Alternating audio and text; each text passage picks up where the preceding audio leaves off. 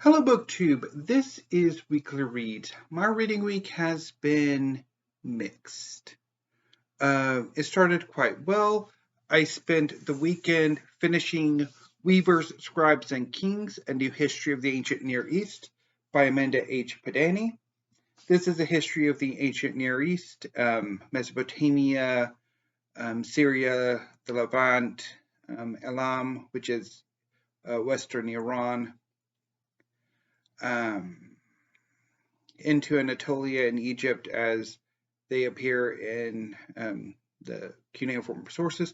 So what Podany does is she takes the history of cuneiform writing from its beginnings to its practical abandonment during the Persian Empire as the focus. And then she uses that to look at not only the political history of the period, but also the social history, the average history. She includes the lives of, or what we know of, the lives of a number of people who are not royalty or high officials. People like Weaver, who eventually became leader of a team of weavers, and if I remember, it's Lagash, which is a city in southern Mesopotamia. Also, there's a family of merchants from Ashur who traded in Anatolia, particularly the city of Kanesh, which was in the southern parts of Anatolia, whose patriarch Ashuridi was a worrywart who probably was not necessarily all that popular with his family. It seems his son Ashurnada preferred to stay in Anatolia, and eventually he was joined by his children because they couldn't stand their grandfather anymore. And there are so many other people like them, like Elatum, a scribe, and Barzatum, a musician. It's really fascinating. And of course, there are also kings and queens and officials. There's a wonderful chapter on Ebla that uses as its focus the marriage of the king Ishurdamu to a cousin Tabordamu, and just looks at Ebla kind of using that as sort of a window, and it was wonderful. And I really enjoyed the sections on the late Bronze Age, particularly the period where there was a strong sense of international community, the great states, Babylon, Mitanni, Hatti, Egypt, and Assyria sort of had this sort of diplomatic relationship with each other that is really fascinating to read about, and that I think is well done here. And it's a really good book. I really enjoyed it quite a bit. I do have two issues with it. One is more of a nitpick. Once the history that Podany covers begins to coincide, to lap over with biblical history and also Greek history, she uses the biblical or Greek forms of Babylonian and Assyrian names that, with a little sentence explanation of why she's using the biblical form of the names rather than the Akkadian forms, more Babylonian, Assyrian, which didn't quite sit well with me. And the bigger issue I had with the book is that there isn't a conclusion or epilogue, which would have allowed her to wrap up, to take stock, to reflect, and to sum up what she'd, like the history that she's just narrated, told. Instead, it just peters out. And while, yes, it does sort of mirror what happens to cuneiform, it gradually, in the early mid-Persian period, most writing turns to the much easier Aramaic, and cuneiform is largely restricted to astronomy and other specialized priestly writings. But a conclusion would have been nice. But I mean, and I really quite enjoyed this one, which is more than I can say for Egypt's Golden Couple when Akhenaten and Nefertiti were gods on earth by John Darnell and Colleen Darnell. This is a weird book. It's kind of a biography. It's kind of a historical look at a reign. It's part archaeological memoir. It's part historical fiction. It's too busy, I think. And I think that sort of doesn't quite work. The book never quite finds its footing.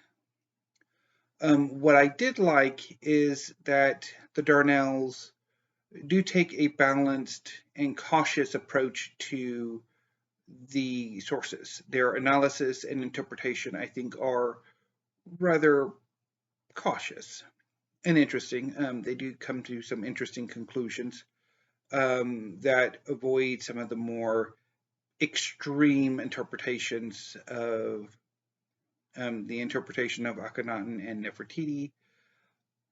But that is negated by the fact that there are a number of issues with the book that renders it a mess.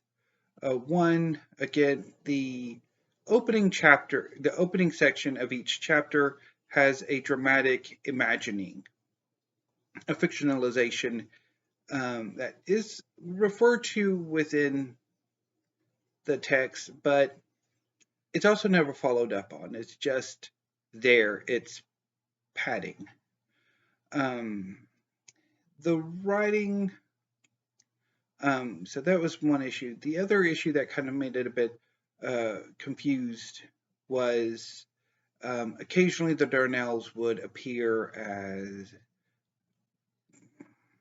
like during archaeological expeditions, that I don't know, it doesn't add anything to the text. It's like introduction, epilogue, I think that would work. Them sort of their everyday jobs as Egyptologists, as teachers, but within the text itself, it's distracting. It's, well, could you have just written an archaeological memoir or something? And I think at points the writing tends to focus a bit on the architecture and architectural criticism, as well as the art criticism, and it can get a bit dry, which is contrasted by the sprightliness of the fictionalized parts. So it's a mess. And I think I will be reviewing this for Open Letters. I have my review of Weavers, Scribes, and Kings submitted to Steve, and I'll write my review of this later on tonight, where I will hopefully have some fun rending at them from them. So, what will I be reading this coming reading week? So my plan was if I needed to have today free to help celebrate my mom's birthday, but it's raining, so yeah. So going over to my brother's might not happen. So I might be able to get 2 books in this weekend. Now, my plan was, when I thought about Nonfiction November, was to devote as much of November as I could to reading ancient history. And I think after Egypt's Golden Couple, I need a bit of a break. So I think I will be setting aside Lives of the Ancient Egyptians by Toby Wilkinson aside for a little bit, and I'll come back to it later. But for now, I need a bit of a break. So this weekend, Friday, Saturday, and Sunday, I hope to get to Blood and Iron, The Rise and Fall of the German Empire, 1871 to 1918 by Katja. This is the history of the German Empire that I've been looking forward to getting to for quite a while. And I also hope to finally get to Revolt in the Netherlands, the 80 Years' War, 1568 to 1648 by Anton van der Lem. This is a history of the Dutch War of Independence that I've had for over a year now. This was one of the first books I picked up from the University of Chicago Press, and it is well past time I get to it because I think this is actually the last one that I have. So yeah, that's my plan for the weekend. And then on Monday, I will be returning to ancient history with Tutankhamun's Trumpet by Toby Wilkinson, and you can't see it. Okay, yeah. I should be getting my copy in tomorrow from Steve, so I will read it over this coming work week and get my review up or sent to him hopefully over the weekend if everything goes according to plan. So that's what I've read, what I will be reading. Anything else? So next week, I guess I could talk a bit about my birthday. Yeah, we'll do that first. So Saturday was my birthday, and it was pretty good. My aunts came over to visit my mom before her birthday. They would have come this weekend, but there were some other things. This week roughly is rather packed with family birthdays. So yeah, they came on my birthday and spent the day. One of my aunts took me to Barnes and Noble, which I hadn't been to in nearly 6 years, and that was great. I really enjoyed it.